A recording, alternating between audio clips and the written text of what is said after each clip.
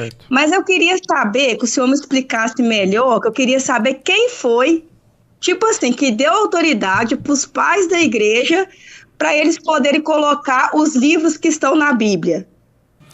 E nós não temos o programa todo, então vamos trabalhar. É o seguinte, primeiro ponto, esquece tudo, vamos pensar só na patrística e quem é que autorizou, quem é que decidiu, qual é o crivo para o fechamento do cânon do Novo Testamento, né? Qual é o crivo para o fechamento do cânon do Novo Testamento? Vou mostrar para vocês um texto que está em Pedro. Deixa eu ver se eu acho esse texto aqui. Peraí. Eu acho que é Pedro 3,15, 20. 3,15, ó. Segunda de Pedro 3,15. Então vamos lá, vem comigo aqui. Pedro diz assim, ó: e tende por salvação a longanimidade de nosso Senhor, como igualmente o nosso amado irmão Paulo vos escreveu, segundo a sabedoria que lhe foi dada, ao falar acerca desses assuntos, como de fato costuma fazer em todas as suas epístolas, nas quais há certas coisas difíceis de entender, que os ignorantes e instáveis deturpam, como também deturpam as demais escrituras, para a própria destruição deles. Aí você fala, pastor, peraí, o que isso tem a ver com a escolha dos livros da Bíblia? Vamos lá, do Novo Testamento, né? A pergunta do Novo Testamento. O Novo Testamento, ele tem 4 livros que são registros da vida de Jesus, são os evangelhos, tá certo? Então nós temos 4 livros que registram a vida de Jesus. Então você tem Mateus, Marcos, Lucas, João. Desses quatro, Mateus e João, os dois da ponta, faziam parte da comitiva dos 12. Então são livros apostólicos, então estão dentro do cânon. Lucas é o autor da obra chamada Lucas Atos. Como se fosse um compêndio só.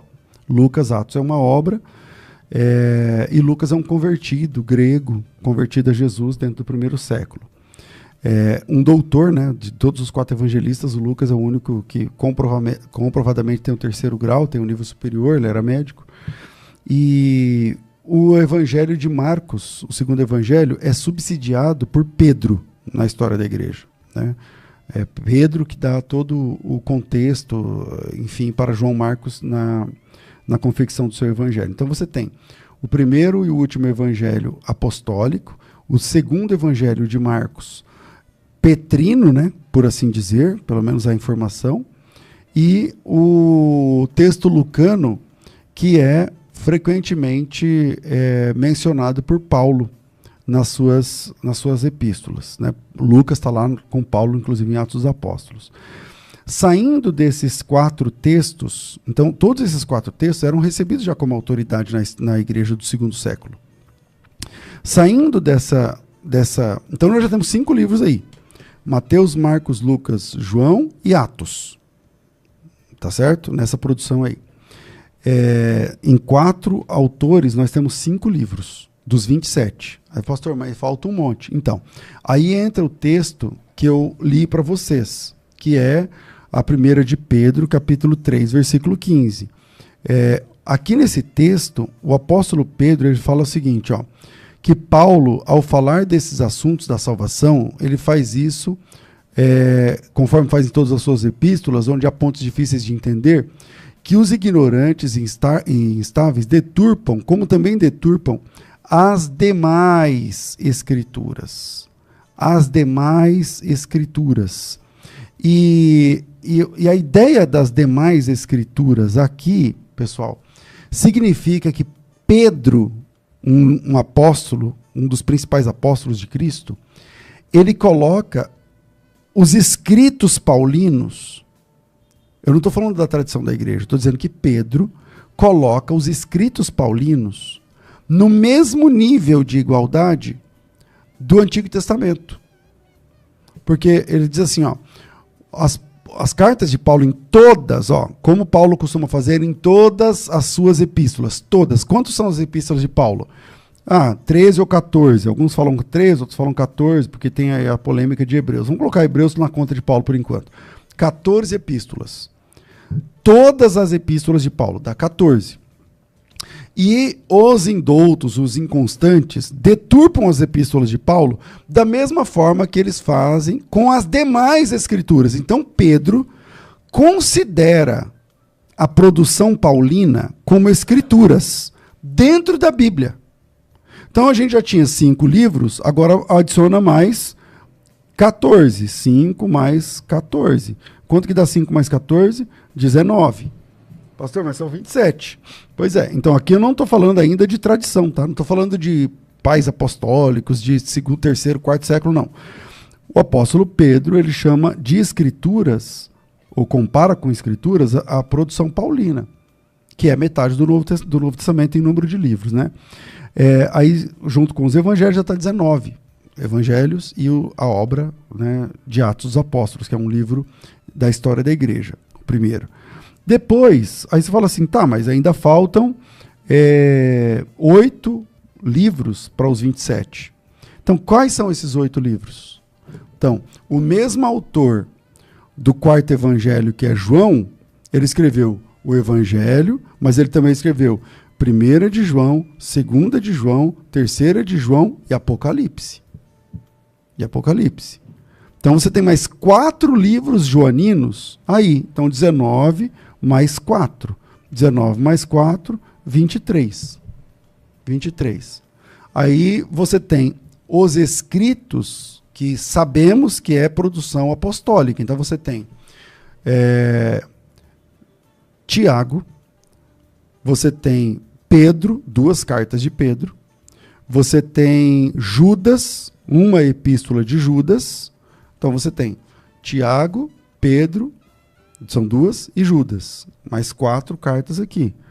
4 mais 23. Opa, já deu 27. Ou seja, sem a necessidade da igreja fazer um plebiscito, um concílio ou coisa parecida, nós temos o testemunho dentro das escrituras da validade desses 27 livros.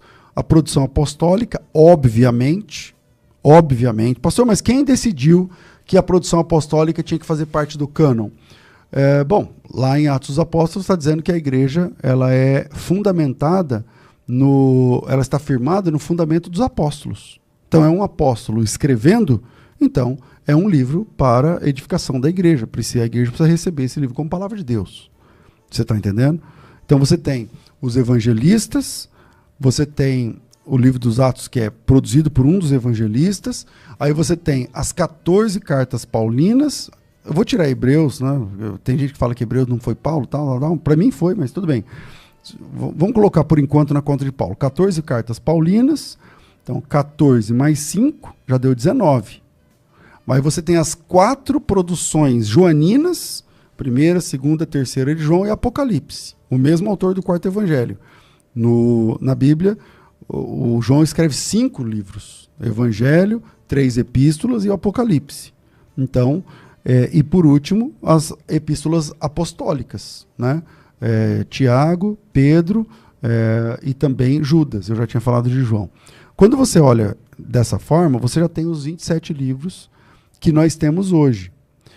Qualquer produção que reclama ser apostólica, mas que aparece só no século V, VI, a gente chama isso de pseudoepígrafos, livros pseudoepigráficos, quer dizer, o Evangelho de Tomé, Evangelho de Maria Madalena, Evangelho dos Ebionitas, Evangelho da Infância, Testamento de Abraão, o Pastor de Hermas, que mais? Eu vou lembrando aqui, a carta de quem? De Tecla a Paulo, carta de... Enfim, tem muitos documentos aí. Lá no curso fundamental da FTB, na matéria Bibliologia, a gente trata isso em grande profundidade, uma grande profundidade. Então tem lá evangelhos, testamentos, epístolas, apocalipses, tem outros apocalipses, né? Tem Apocalipse de Pedro, tem Apocalipse tem vários Apocalipses, mas essa produção não goza de confiabilidade, porque eles são pseudepígrafos, ou seja, eles são pseudo em grego é falso. O que significa pseudo? É falso. Pseudepígrafo é um falso autor, entende? São livros produzidos no século V, VI, VII, VIII, que são pretensamente assinados pelos autores do século I. Então a conta não bate. Então, sendo assim, a gente não precisa dos pais apostólicos para entender que os 27 livros são recebidos pela igreja. Tá certo?